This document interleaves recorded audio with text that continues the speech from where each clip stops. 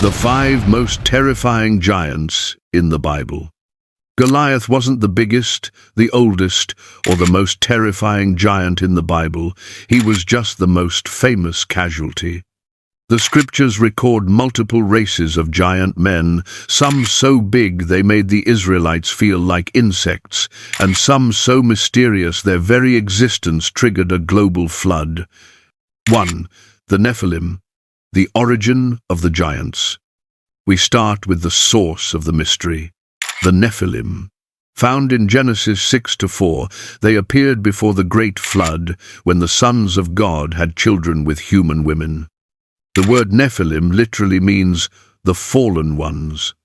They were massive, awe-inspiring, and their very existence was an unnatural spiritual corruption that broke the earth.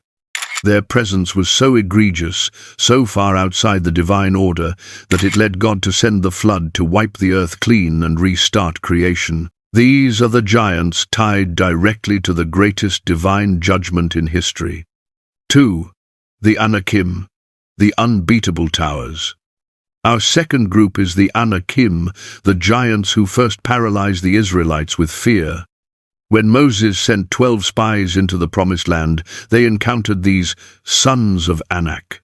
The spies' report wasn't about the size of their cities, but the size of their men. The frightened scouts declared, "Next to them we were like insects. These towering people were the reason an entire generation of Israelites refused to enter the Promised Land." Choosing 40 years in the wilderness over facing these formidable, terrifying enemies. Third, we have Og, the king of Bashan. Og was a giant so formidable that the Bible uses a specific detail to prove his size. His iron bed was over 4 meters long, about 13 feet. He was the last of the Rephaim, a legendary race of giants, and ruled a massive kingdom east of the Jordan River. His defeat by Moses was one of the greatest military victories in the Old Testament, proving that even a king whose bed was a fortress could be brought down by the hand of God. 4. The 6-fingered giant, the anomaly. The 4th type of giant is the most physically disturbing. This unnamed warrior, defeated by David's men, was a son of the giant in Gath.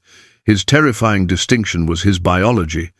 He had 6 fingers on each hand and 6 toes on each foot, 24 digits in total.